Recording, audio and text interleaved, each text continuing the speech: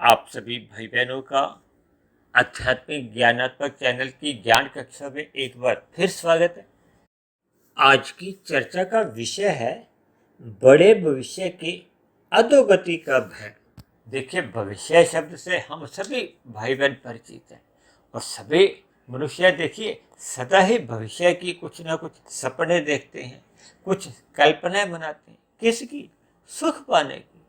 ये अलग बात है कि देखिए, ज्ञान के स्तर पर जैसे जैसे आपका हमारा ज्ञान बढ़ता जाता है तो हम उतने बड़े लक्ष्य के या उतने बड़े सुख की एक इच्छा करते हैं और उस इच्छा को पूरा करने के लिए देखिए हम कर्म करते हैं। यह कर्म का अभिप्राय देखिए चेष्टा से है, प्रयत्न से है, प्रयासों से है। हम सभी भाई बहन देखिए बिना कर्म के तो रह ही नहीं सकते। देखिए, इस समय मैं वीडियो बना रहा हूँ तो मैं बोल रहा हूँ, ये बोलना भी देखिए एक कर्म ही है।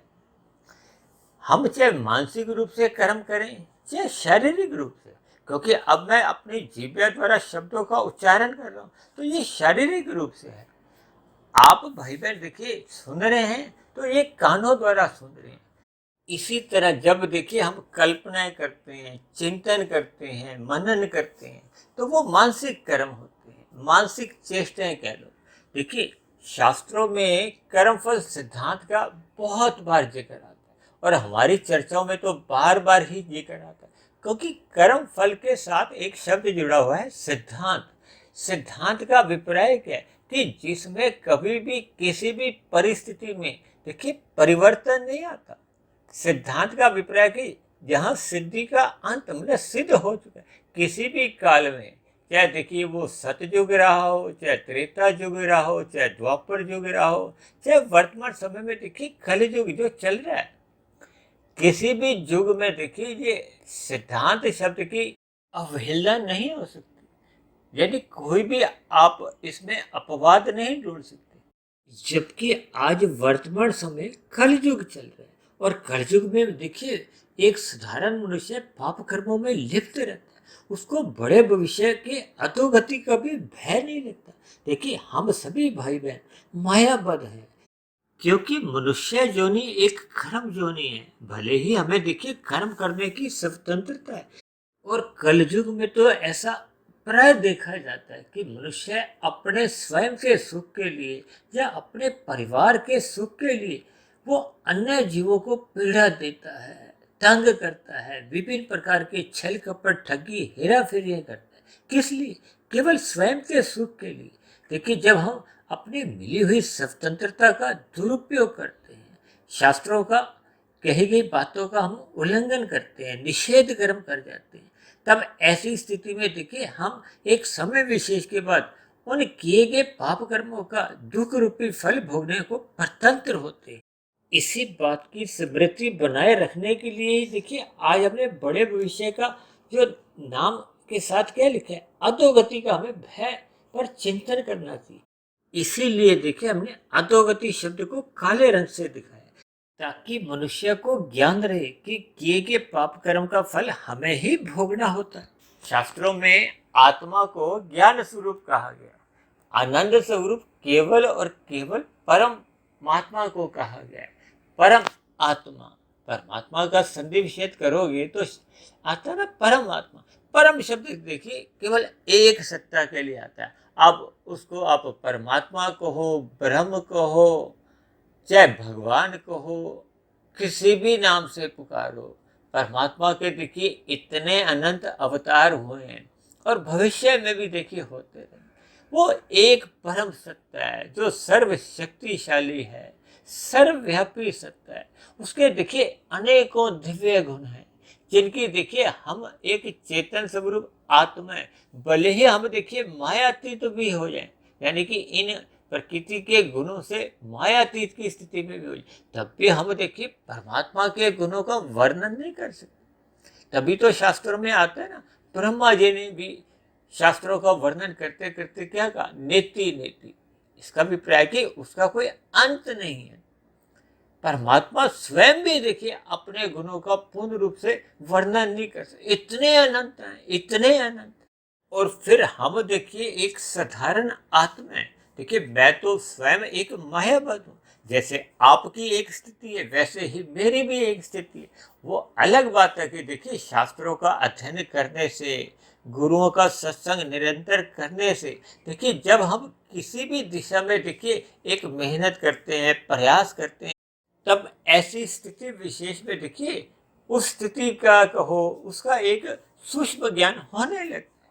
आप भी देखिए ब्रह्म मुहूर्त में निरंतर उठो, इन शास्त्रों का अध्ययन करो, तो आपको भी देखिए ये ज्ञान होने लगे।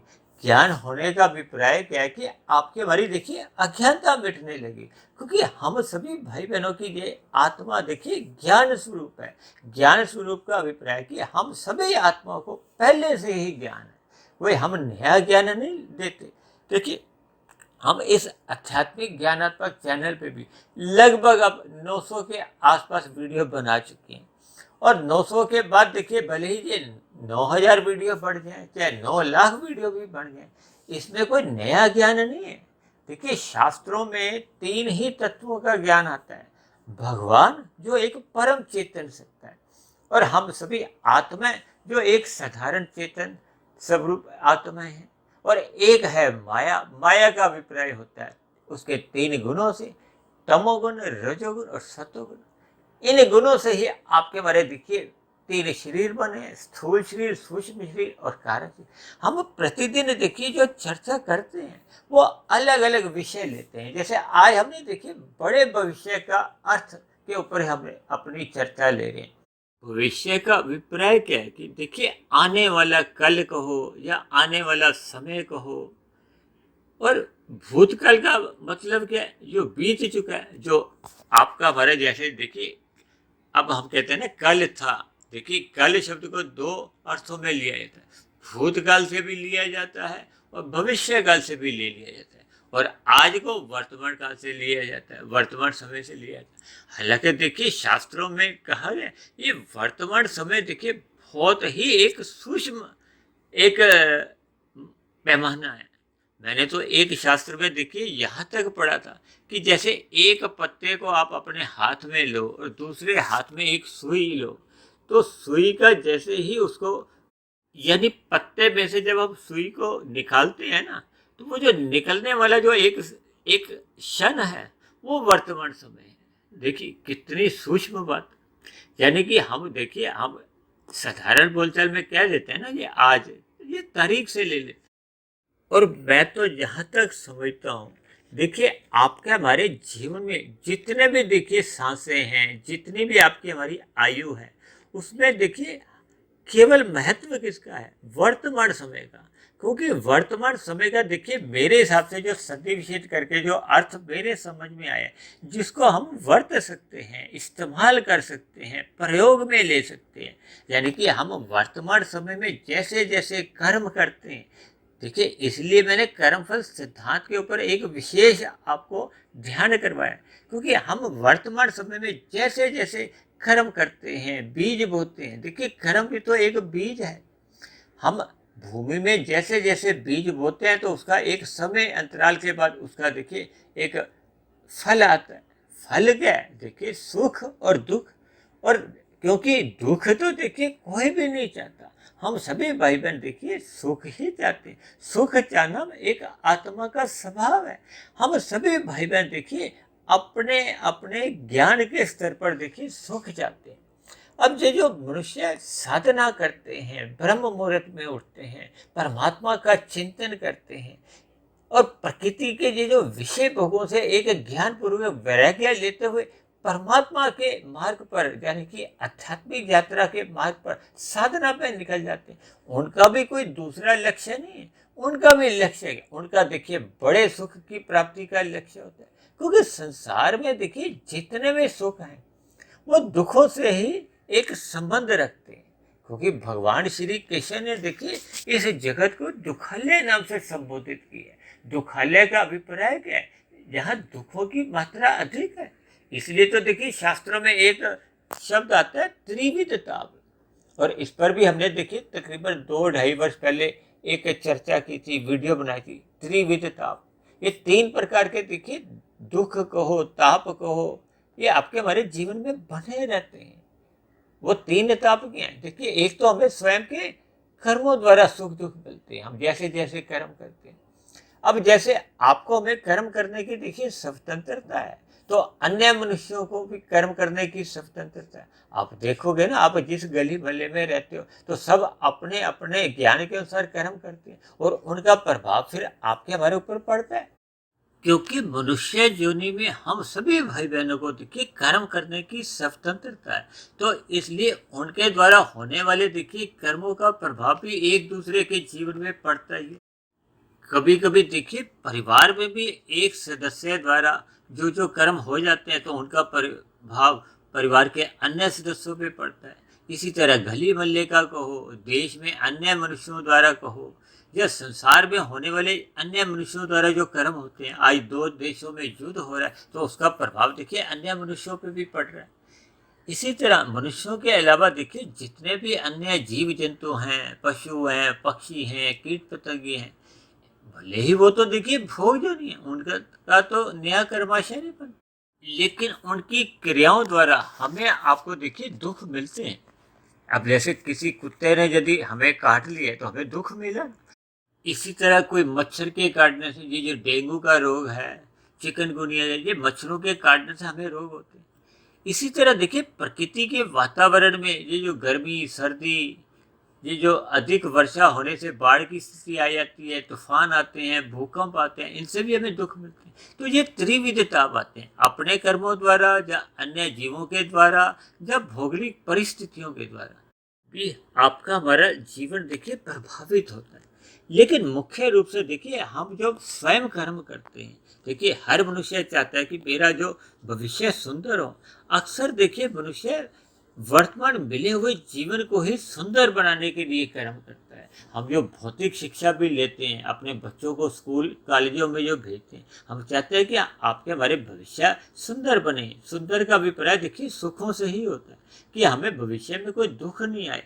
जबकि देखिए दुख आना एक अलग स्थिति है, लेकिन हम जब बात करते हैं ना बड़े भविष्य का अर्थ, इसका अभिप्राय देखिए मनुष्य का वर्तमान मिले हुए जीवन का भविष्य से भी है, लेकिन मरने के बाद की जो एक स्थिति है, क्योंकि मनुष्य योनि पाकर मरने के बाद भी तो देखिए हमारा आपका कोई नया जन्म होता है, जिसका आधार क्या होता है, कर्म फल सिद्धांत।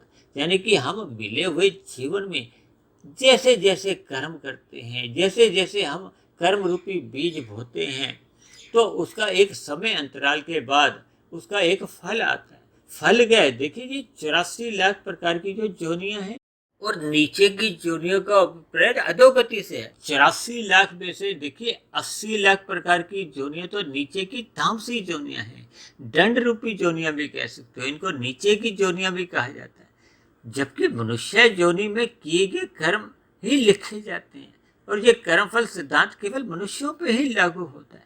इसका अभिप्राय क्या है कि देखिए ज्ञान के अभाव में कहो या सत्संग के अभाव में या अज्ञानता पूर्व मनुष्य छोटे छोटे सुखों के लिए एक बड़े बड़े पाप कर्म कर जाता है। भले ही देखिए जब मनुष्य पाप कर्म करता है तो आरंभिक स्थितियों में देखिए उसकी आत्मा द्वारा, जब आपके हमारे भीतर में जो परमात्मा की एक शक्ति रहती है, वो हमें मना करती है कि हमें ये पाप कर्म करने से बचना है, हमें इन कर्मों को नहीं करना। देखिए शास्त्रों में कहा गया है विहित कर्म और निषेध कर्म। विहित कर्म का अभिप्राय जिनको शास्त्रों में कहा गया है कि ये आप जीवन में सुख पाने के लिए ये कर्म कर सकते हो, और वो ऐसे कर्म है जिससे अन्य मनुष्यों को देखिए दुख नहीं होता। लेकिन जब हम अपने सुख सुविधा स्वाद के लिए अन्य जीवों को पीड़ा देते हैं अपने सुख के लिए, तो फिर वो निषेध कर्मों में आ जाते हैं। शास्त्रों में जिनका मना किया गया वो निषेध कर्म है। जैसे यातायात में देखिए जब निषेध कर्मों को हम करते हैं तो हमें चालान भुगतने पड़ते हैं। उसी तरह हम मनुष्य योनि में जब जब निषेध कर्म कर देते हैं, पाप कर्म कर जाते हैं, तो फिर भविष्य में हमें उनका दुख रूपी फल भोगना पड़ता है। ये दुख रूपी फल क्या है? क्योंकि मनुष्य योनि देखिए हमें आपको हमेशा हमेशा के लिए तो नहीं मिली, क्योंकि मनुष्य जीवन का ये जो स्थूल शरीर है ये एक आयु लेके आया, एक सांसें लेकर आया।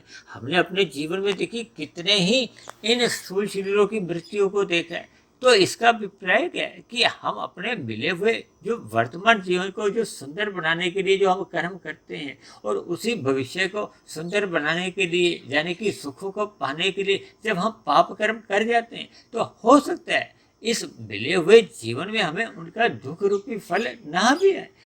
क्योंकि जैसे खेत में कोई बीज बोया जाता है ना, तो उसका फल आने में एक समय अंतराल लगता है, 2 महीने, 4 महीने, 6 महीने। ये निर्भर करता है कि बीज की नस्ल कैसी है। कोई फसल देखिए 3 महीने में तैयार होती है, कोई 6 महीने में, कोई 2 साल में, कोई 5 साल में। इसी तरह आपके हमारे जो किए गए कर्म भी, वो भी एक देखिए एक बीज हैं, वो भी एक समय लेते हैं पकने में। 5 साल, 10 साल, 50 साल, 100 साल, 500 साल भी। देखिए सुनने में ये बातें अजीब सी लगती, क्योंकि हम सभी भाई बहन तो देखिए 60, 80, 100 वर्ष की आयु लेके आए।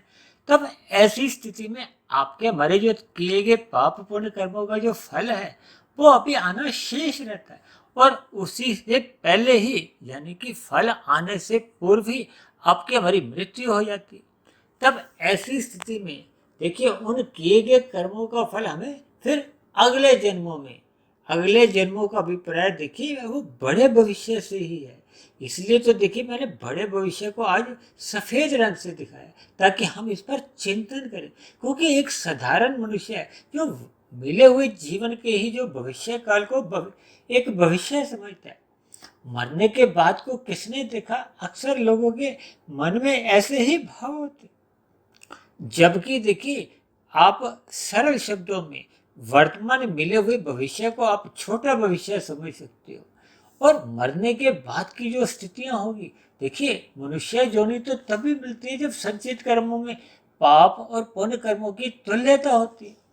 और जब मनुष्य देखिए छोटे छोटे सुखों के लिए या अपने जीविका के स्वाद के लिए मांसाहार भोजन का सेवन करता है, या अपने सुख के लिए अन्य जीवों को तंग करता है, तंग करते करते अपना देखिए वो पाप कर्मों का कर्मशय बढ़ाता जाता है। और तब एक ऐसी स्थिति आती है कि जब स्थूल शरीर की मृत्यु हो जाती है, तब ऐसी स्थिति में बना हुआ कर्माशय में यदि पुण्य कर्मों की न्यूनता रह गई है, पाप कर्मों की अधिकता बन गई, तो फिर मनुष्य योनि का जन्म तो मिलना ही नहीं। तब ऐसी स्थिति में देखिए अगर पाप कर्मों का कर्माशय 80% है, पुण्य कर्मों का कर्माशय 20% है, तब ऐसी स्थिति में आप कल्पना कर ही सकते हो कि देखिए वो 80% का जो पाप कर्मों का कर्माशय घटने में कितने जन्म लेने पड़ेंगे, हजारों, लाखों, करोड़ों, अरबों।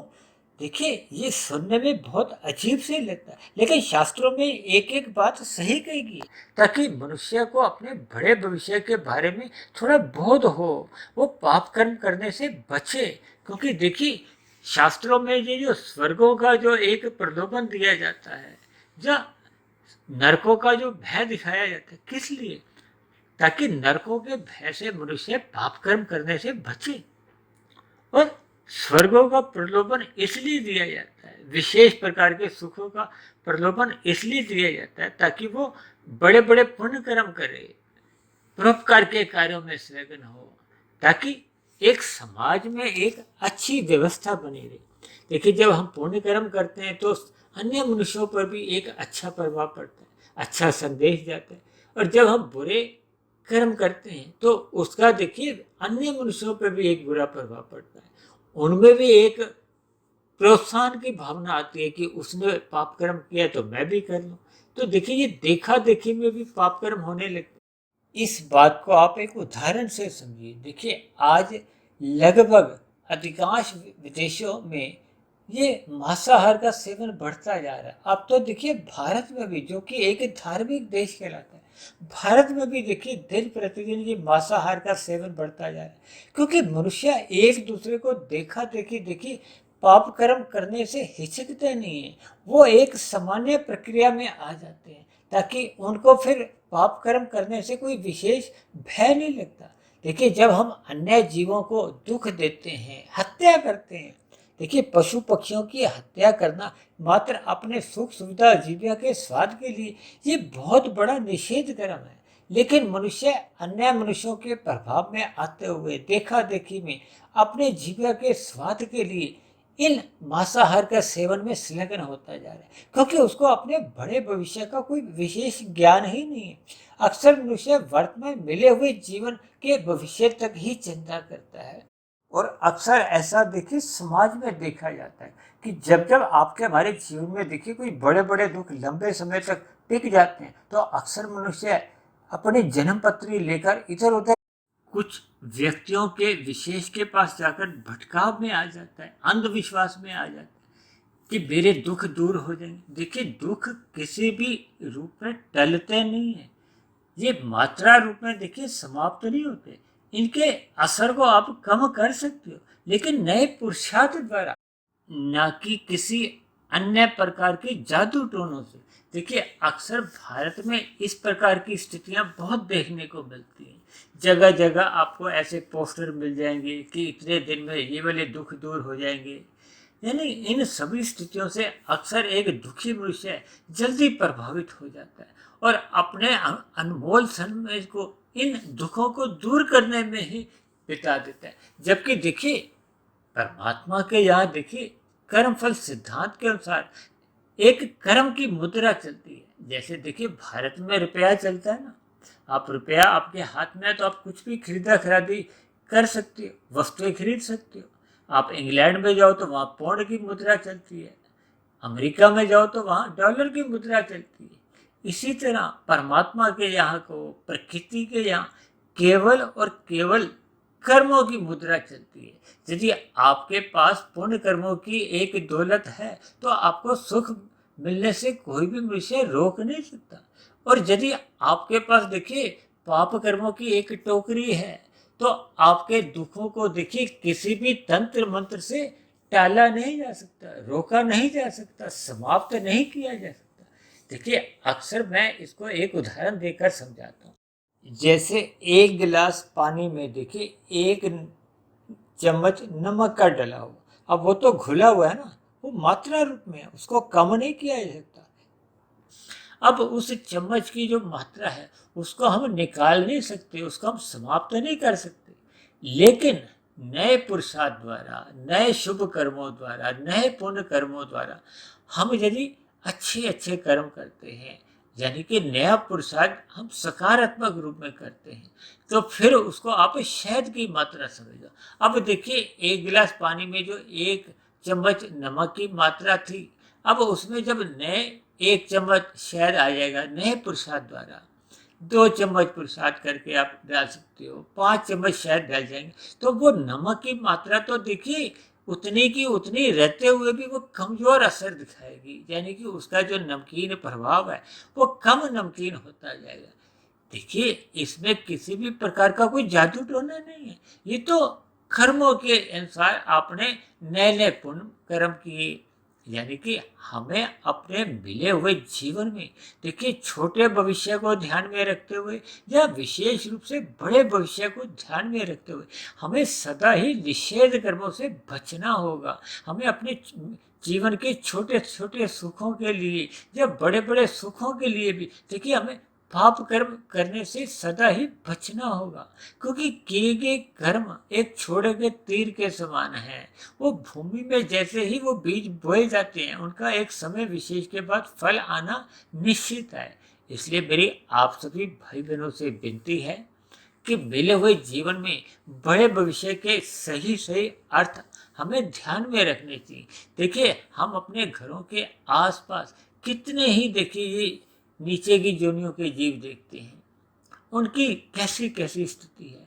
आप देखिए, कहीं भी गाड़ी रोकती हो तो गाड़ी के नीचे देखिए एक कुत्ता कैसे नीचे घुसकर एक नींद लेता है। आपके हमारे पास देखिए घर है, तो उसका तो देखिए कोई घर नहीं है, भोजन की कोई व्यवस्था नहीं है।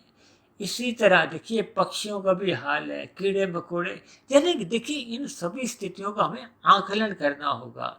आकलन करते हुए कम से कम मनुष्य को देखिए पाप कर्मों से तो अवश्य ही बचना चाहिए, और ये मनुष्य तभी बच पाता है जब मनुष्य सत्वगुण का अधिक संग करता है। ये जो हमारे मायातीत महापुरुषों ने ये जो कर्म कांडों की जो रचना रची वो भी इसीलिए, ताकि मनुष्य इन कर्म कांडों को भले ही लोभ से करे चाहे भय से करे, देखिए ज्ञान पूर्वक करे तो बहुत ही अच्छी बात, क्योंकि उसमें उसका कर्मिक विकास होता है, वो सत्वगुण में जाता है, फिर सत्वगुण में वो टिक जाता है। जब सत्वगुण में टिक जाता है तो फिर उसकी विशुद्ध सत्वगुण यानी कि परमात्मा को पाने की साधना आरंभ होती है।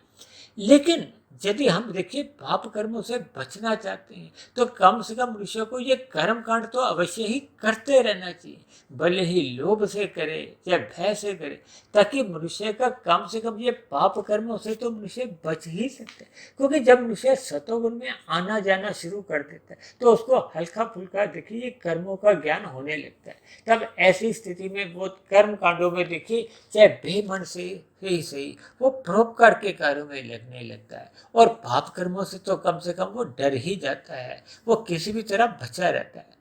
इसलिए मेरी आप सभी भाई बहनों से विनती है कि मनुष्य को ज्ञान में स्थिति में रहना चाहिए, सत्वगुण का संग करना चाहिए, और ब्रह्म मुहूर्त में उठने की जितने जल्दी वो संस्कार बना लेता है तो उसका फिर रजोगुण भी मर्यादा में रहता है। जब जब मनुष्य का रजोगुण एक नियंत्रण में आ जाता है तो फिर उसका तमोगुण में गिरने की संभावना समाप्त हो जाती है, जिसके फलस्वरूप उसका देखिए वर्तमान मिले हुए जीवन का जो भविष्य है वो भी सुधरा रहता है, और बड़े भविष्य जो कि मरने के बाद की स्थितियां होती हैं उसके भी एक दूषित प्रभाव से वो बच जाता है। इसीलिए देखिए आज हमने अधोगति शब्द को काले रंग से दिखाया। काले रंग से दिखाने का अभिप्राय ही ये होता है कि देखिए इससे हमें बचना चाहिए। और दूसरा ये जो हमने भय शब्द को सफ़ेद रंग से इसलिए दिखाया कि इस पर हमें देखिए चिंतन करते रहना चाहिए, ताकि जब देखिए भय की स्थिति आपके मन में एक सहज स्थिति बना लेती है ना कि इन पाप कर्मों के प्रति हमने एक भयभीत रहना है। क्योंकि नीचे की देखिए 80 लाख प्रकार की योनियों में इतने जीव हैं जिनकी आप कल्पना ही नहीं कर सकते। देखिए मनुष्यों की आयु संख्या कितनी है, 900 950 करोड़ है, जो 215 20 25 देशों में रहते हैं। और जबकि आपके हमारे घरों के आसपास जो एक छोटे छोटे पार्क भी हैं, उस पार्क विशेष में ही देखिए 900 करोड़ से अधिक जीव रहते हैं। तो वो जीव भी देखिए कभी ना कभी किसी न किसी युग में आपके हमारे जैसे देखिए मनुष्य ही रह चुके हैं। उन्होंने भी देखिए बड़े भविष्य के बारे में कल्पनाएं नहीं की थी, और अपने उन मिले हुए जीवन में छोटे छोटे सुखों की प्राप्ति के लिए एक निषेध कर्म कर दिए थे, पाप कर्म अधिक कर दिए थे, जिसके फलस्वरूप उनके संचित कर्मों का कर्माशय बिगड़ गया था। और आज उस बिगड़े हुए कर्माशय की ही देखिए वो एक दंड रूपी जोनियों में अपना उन दुखों को भोग रहे हैं। तो इसलिए मेरी आप सभी भाई बहनों से विनती है कि मिले हुए जीवन में परमात्मा की स्मृति बनाए रखिए, सत्वगुण का अधिक से अधिक संग करें, जहाँ तक संभव हो सके ब्रह्म मुहूर्त में देखिए उठने का एक संस्कार बनाना चाहिए। जब मनुष्य ब्रह्म मुहूर्त में उठ जाता है तो शेष स्थितियां देखिए रजोगुण मर्यादा में आ जाता है। जब रजोगुण मर्यादा में आ जाता है यानी कि उसकी विषय भोगों में कोई विशेष रुचि नहीं रहती, तब ऐसी स्थिति में वो मनुष्य की पाप कर्मों से सहज ही एक दूरी बनी रहती है। तो ऐसी सभी शुभ स्थितियां हम सभी भाई बहनों के जीवन में भी बने। इन्हीं शुभ कामनाओं के साथ आज की चर्चा विशेष को अब हम यही विश्राम देते हैं। यदि बनी हुई वीडियो आपको ज्ञानवर्धक लगती हो, प्रेरणादायक लगती हो, आपके अंधविश्वास समाप्त करने में मददगार हो रही हो, परमात्मा में प्रीति जगाने में मददगार हो रही हो, तो मेरी आप सभी भाई बहनों से विनती है कि इस बनी हुई वीडियो विशेष को आप अधिक से अधिक भाई बहनों में शेयर करें, ताकि अन्य भाई बहन भी परमात्मा के प्रति शरणागति रहते हुए पाप कर्मों से कम अवश्य ही बचे। और यदि मेरी बनी हुई वीडियो विशेष पर आपको किसी प्रकार की कोई आपत्ति हो, शिकायत हो, या वीडियो संबंधित आपके मन में कोई प्रश्न उठ रहा हो, या मेरे आध्यात्मिक ज्ञानात्मक चैनल के प्रति आपके मन में कोई सुझाव हो, इन सभी बातों को आप नीचे दिए गए कमेंट बॉक्स पर जाकर लिख सकते हो। तो आप चर्चा विशेष को यहीं विश्राम देते हैं। कल फिर मिलते हैं एक नए विषय को लेकर, एक नए संदेश के साथ। तब तक आप सभी भाई बहनों का बहुत बहुत धन्यवाद।